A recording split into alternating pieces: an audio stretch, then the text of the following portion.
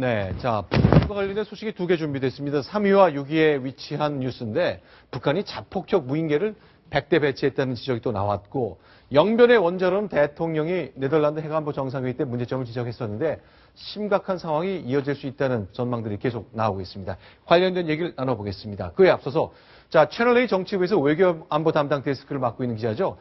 정치부의 이정은 차장 나오셨습니다. 안녕하세요. 인사 먼저 드리겠습니다. 안녕하세요. 네. 자, 그러면 이제 북한이 배치한 무인 정찰기 얘기부터 좀 해봤으면 좋겠습니다. 무인기, 100대, 자폭형, 무시무시한 얘기인데 어느 정도까지 얘기가 나오고 있는 겁니까? 자, 자폭형 무인기 100대라고만 들으면 굉장히 좀 위협적이잖아요. 네. 지금까지 확인된 것부터 제가 일단 설명을 좀 드릴게요. 네. 지금 북한이 갖고 있는 무인기, 일단 그 중국 무인기를 개조한 방현 1, 2라고 들어보셨을 거예요. 정찰용입니다. 300대 있습니다. 그리고 오늘 이름 새로 나왔는데 국방부가 설명을 한 거에 따르면 쉬멜이라는 그 무인용 네. 정찰기가 또 있습니다. 역시 정찰기입니다. 네. 그다음에 다목적으로 정찰도 되고 공격도 할 수 있는 다목적 그 무인기로 두룸이라는 게 있는데 그건 아직 개발 중이에요. 그러면 지금 그 굉장히 위협적으로 알려진 어떤 그 공격형, 자폭형은 어느 정도나 될까? 일단 우리 군이 파악하고 있기로는 한 10대 미만이다. 그래서 네. 100대라는 숫자는 조금 좀 부풀려진 거 아니냐. 이런 설명을 제가 여러 당국자들한테 들었습니다. 100대 정도는 아니고 10대 정도다. 그렇죠. 근데 우리는 그런 거 다 파악하긴 하나 보죠. 10대가 있다는 건. 그렇죠. 근데 이제 뭐 그게 10대가 됐든 100대가 네. 됐든 네. 다음으로 궁금한 것은 이게 그럼 얼마나 어쨌든 위협적이냐의 문제일 거잖아요. 그렇죠. 네. 네. 그러면 이 무인기 지금까지 보신 그 우리 세대가 그 지금까지 확인된 거는 한 15km 정도, 2m 정도 됩니다. 네. 그래서 군의 설명은 뭐냐면 여기에 네. 탑재할 수 있는 어떤 그 폭탄이라든가 이런 것들은 네. TNT 2에서 3km 정도밖에 안 된다는 거예요. 네. 자, TNT 2에서 3km라고 하면 우리 이제 122mm짜리 폭탄 1개 터지는 네. 정도의 위력이에요. 그거 자체가 이렇게 뭐 크다고 볼 수는 없죠. 왜냐하면 네. 지금 예를 들어서 북한이 뭐 핵탄두를 소량화하겠다, 경량화하겠다 했을 때 네. 어느 정도나 된다고 보세요? 그 소량화, 경량화. 네. 과연 얼마나 작게까지 해야 되느냐? 그렇죠. 그러니까 우리가 노동 네. 미사일 기준으로 했을 때 750kg이에요. 그렇죠. 보통 500kg 이하로 내려와서 소량화가 되면 그렇죠. 이 대륙간 탄도미사일에 탄두에 넣을 수 있다고 얘기하잖아요. 그렇죠. 그러니까 그래서 그것 자체로는 뭐 이렇게 크진 않습니다. 네. 다만 오히려 더 위협적일 수 있는 것은 생화학 무기라든지 네. 우리 방사성 물질을 이렇게 통해서 만든 더티밤이라고 하는 것들 있잖아요. 네. 그런 것들은 탑재가 가능하고 그게 자폭을 했을 때는 어찌됐건 우리 국민한테는 굉장히 이렇게 큰 피해가 오거나 위협적일 수 있습니다. 네. 자, 그럼 우리 군도 대비를 좀 하고 있는 겁니까?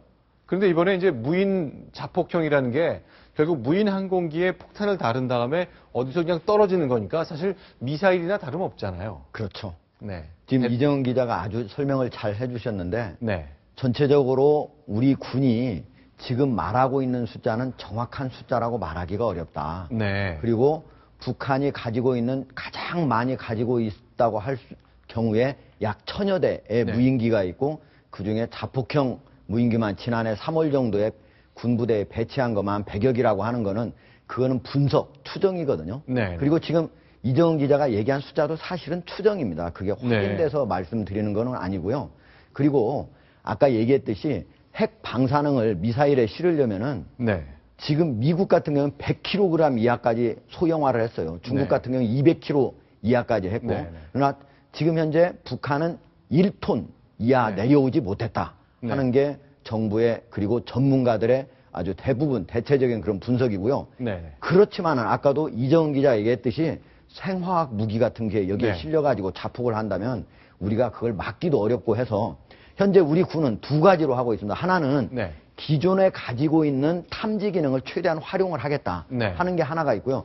또 하나는 우리가 갖고 있지 않은 적어도 이런 아주 무인기에 대해서 네. 정찰을 해서 탐지를 할 수 있도록 네. 지금 현재 우리 군의 여러 태스크포스를 맡고 있는 사람들이 네. 이스라엘에 가서 현재 이스라엘의 무기를 현재 점검 중에 있습니다. 그래서 그 무기를 들여와가지고 네. 지금 현재 탐지를 해서 이후에는 타격까지도 가능할 수 있도록 네. 이렇게 대비책을 세우고 있습니다. 자, 그럼 이제 예. 대비를 더 세워야 되는 것이 우리가 이제 거리도 다시 한번 봐야 되는데요. 네. 동해에서 발견된 무인기는 130km를 내려왔단 말이에요. 그렇죠. 저 휴전선에서 130km 밑에서 발견이 된 그렇죠. 거죠. 군사분계선 최전방에서 이거를 보낸다고 했을 때 네. 어차피 자폭할 거를 그러니까 상정하고 돌아가지 않는다고 치면 이게 우리 중부까지도 지금 커버가 가능한 것이고요. 네. 지금 군의 설명으로는 동부 같은 경우는 저기 울진까지 내려간다는 건데, 네. 그러니까 뭐 이런 식으로 하면 예를 들면 거기에는 뭐 원전이 있다거나 아니면 네. 이제 해안선을 따라서 군 그 주요 시설들이 있기 때문에 네. 그 거리만 따져도 사실은 우리가 이거를 제대로 대처를 해야 된다. 이 필요성이 더 높아지는 거죠. 네, 알겠습니다.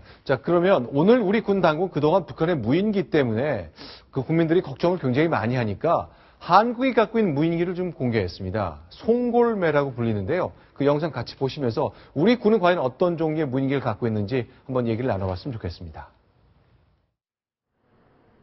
네, 지금 보시는 것 송골매. 예. 지금 우리나라에서 처음으로 만들었던 그 무인기인데요. 나무 프로펠러네요. 예. 가로가 약 6.4m 날개 폭이요. 그리고 길이가 4.8m, 네. 높이가 1.5m 되는 무인기인데요. 네. 최근에 남한에서 추락한 북한의 무인기는 대략 한 1.8에서 2.5m 사이니까 네. 그거보다 두세 배 큰 무인기다 이렇게 볼 수가 있습니다. 네. 주야간 모두 적위선으로 탐지를 하기 때문에 주야간 정찰이 모두 가능하고요. 네. 전체적으로 행동 반경이 110km 정도 됩니다. 작전 네. 반경이. 그렇기 때문에 상당히 많은 거리를 정찰을 할 수 있다. 네. 그리고 시속 150km 날아다니기 때문에 지금 현재 북한에서 우리한테 내려왔던 그 무인기보다 속도도 빠릅니다. 네. 회공 시간도 4, 5시간으로 상당히 깁니다. 그러나 우리가 갖고 있는 거는 대부분이 이런 정찰기입니다. 지금 현재 송골매 자체도 현재 운용하고 있는 것은 약 30여 명의 군인이 약 10여 대를 운영하고 있기 때문에 네, 네. 북한이 가지고 있는 보유하고 있는 무인기에 비해서 턱없이 모자라다. 네, 네. 예, 그렇게 얘기를 할 수가 있습니다. 네. 그리고 북한은 갖고 있는 게 단순히 정찰기만 갖고 있는 게 아니라 네. 자폭기 그리고 폭격기도 갖고 있습니다. 그런데 네. 비해서 우리는 현재 방어용 정찰기만 갖고 있다. 이렇게 말씀드릴 수 있습니다. 근데 저 무인기가 그러면 활동을 어디서 하는 거고요? 또 저렇게 북한 거보다 좀 우리께 좀 더 크면은 예. 그 레이더나 이런 데 탐지가 안 됩니까? 레이더 탐지 배나 더 쉽게 탐지 될 수는 있겠죠. 그러나 크니까, 좀더 예, 크니까요. 크니까. 그러나 전체 도색을 네. 하늘색하고 흰색으로 해가지고 네. 북한에 있는 그 무인기는 1km 위로 올라가면 잘 안 보인다는데 우리 거는 2, 300m만 올라가도 잘 육안으로는 파악하기가 힘들다고 그럽니다. 그리고 네. 북한 역시도 저고도에서 현재 탐지하는 능력은 우리보다 더 낮습니다. 네. 따라서 우리가 북한의 영공을 지금 하지 않아서 그렇지 우리가 침공을 해가지고 침범을 해서 만약에 정찰을 한다고 하더라도 북한에서 쉽게 그거를 탐지하기는 쉽지 않은 거 아닌가 이렇게 생각을 합니다. 네, 알겠습니다. 이제 지난 한 일주일 사이에 그 북한이 날라온 그 무인기 때문에 북한이 뭘 가졌느니 우리는 어떻게 대응할 수 있는 많은 문제점이 지금 나오고 있습니다. 박근혜 대통령도 하늘의 방공망에 대한 문제점을 지적했는데 자, 송골매 무인기 영상 공개한 거 가지고는 쉽사리 우리 국민들의 놀란 가슴이 좀 다스려지지 않을 것 같네요. 자, 그럼 또 북한 소식 관련된 거 하나 보겠습니다. 앞서 소개를 드렸는데 영변에 있는 핵시설, 북한의 비핵화에 정말 초점이 되고 있는 곳인데 위험할 수 있다. 그런 정보가 계속 나온다면서요. 예. 영변의 핵시설 하면은 바로 우라늄, 네. 우라늄을 농축할 수 있는 그런 시설이죠. 그래서 네. 북한이 지금 6개에서 8개 정도 핵무기를 비축하고 있을 것이라고 할 수 있는 그의 핵심 시설인데요. 지금 이 영변에 있는 핵시설에 2월 9일 날 바로 미국의 존스 호키스대의 국제관계대학원의 산하에 한미연구소가 있습니다. 거기서 운영하는 게 북한 전문 웹사이트 38로스인데요. 거기에서 미국의 상업위성업체 디지털 글로브의 위성을 네네. 2월 9일자 한번 봤습니다. 그랬더니 네네. 원자로의 지붕에 네. 그대로 눈이 쌓여 있는 겁니다. 네네. 그렇다면은 원자로를 가동을 안 하거나 아주 원자로의 전력이 약해서 위에 네. 있는 눈이 녹지 않았거나 그 둘 중에 하나거든요. 네. 그렇다면은 이 원자로에 문제가 생긴 거 아니냐. 네. 그래서 파악을 해봤더니 거기에 냉각수를 공급하는 그 선에 파이프에 문제가 생겼다. 그렇게 네. 분석이 됐고요. 지금 그림을 화면에 한번 보여주십시오. 그림을 보면은 그것 때문에 그랬는지 네. 그 냉각수를 제대로 확보하기 위해서 북한에서 새롭게 오른쪽에 보면 신설댐이라고 쓰여 있죠. 댐을 만들고 다시 네. 수로를 만든 다음에 원자로에 냉각수를 잘 공급할 수 있도록 공사를 했다고 합니다. 네. 그런 걸로 봐서 네. 바로 북한의 원자로가 큰 문제가 생겼던 거 아닌가 이렇게 네. 추정을 하고 있습니다. 게다가 네. 지난해 7월에 네. 이 지역에 엄청난 홍수가 있었다고 합니다. 그 홍수 때문에 주변에 있었던 원래 그 냉각수를 공급하는 그 강물 거기에서 큰 문제가 생겼고 네.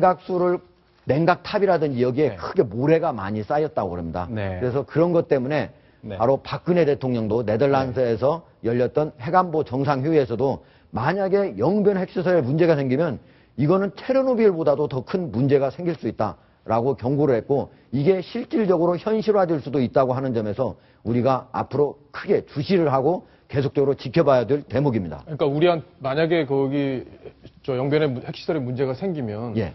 우리 남쪽으로도 큰 영향이 있을 수 있는 겁니까? 그렇죠. 영변 핵시설이라고 하는 네. 게 원산 부근에 있는 거 아닙니까? 네. 그렇기 때문에 우리하고 한 100km 정도뿐이 군사 분계선 100km 정도뿐이 떨어져 있지 않거든요. 네. 그러니까 체르노빌에서는 수백 킬로까지도 이 영향이 있었기 때문에 네. 이거는 우리한테 직접적으로 영향을 미칠 수 있다. 이렇게 말씀드릴 수 있습니다. 알겠습니다. 북한발 위기 경보령 계속 울리고 있는데 경계하는 방법밖에 없는데 북한 내부의 상황을 전혀 우리가 통제할 수 없기 때문에 그 위기감은 점점 커지지 않을 수 없는 것 같습니다. 자, 북한에서 나온 영상 재미있는 거 하나 있는데 그걸 좀 소개해드리면서 북한 관련한 소식을 좀 정리를 했으면 좋겠습니다. 이발소 모습인데요. 북한의 최고위층 과연 1인자에게 허락받으면서 해야 되는지 모르겠습니다. 영상 같이 보시면서 낯선 이발소 모습 보여드리겠습니다. 시를 좀 볼까? 이전에 남기신 사랑의 약속을 지켜 오랜 시간 지치하시며 리발사들의 기술 수준도 가늠해 보시고 그만하면 괜찮다고 취하해 주시었습니다. 네, 지금 화면 이 최룡해라는 정치국 군 참모장인데 총정치국장이죠. 자, 이 군부의 1인자, 전체 2인자들도 김정은 이 지켜보는 가운데 머리를 자른 모습 보았습니다. 저게 기록 영상입니다. 기록 네. 영상인데 제목이 인민을 위한 영도의 나날이에요. 인민을 위한 영도의 나날. 네, 그러니까 네. 남자 소년들 이발소 누구랑 같이 가나요? 보통 어머니랑 같이 손잡고 갈 텐데 그렇죠. 이렇게 자유로운 눈빛으로 자기의 최측근인 최룡해가 이발을 하는 모습을 보면서 네. 그만큼 자유로운 그 최고 지도자의 모습을 연출하려 한 것이 아닌가. 네. 저희는 그렇게 봤습니다. 예전에 있었던 어버이 수령 그 말처럼 이발소 가는 모습까지 다 일일이 보는 그렇죠. 지금 모습 보십시오. 얼마나 따뜻한 미소를 짓고 있나요, 지금? 대단히 흐뭇해합니다. 예. 자기보다 30살이 더 많은 군부 1인자가 머리 깎는 모습을 저렇게 환하게 웃으면서 만족스럽게 보고 있는 모습까지 확인했습니다. 자, 북한 소식은 여기서 좀 정리를 하겠고요.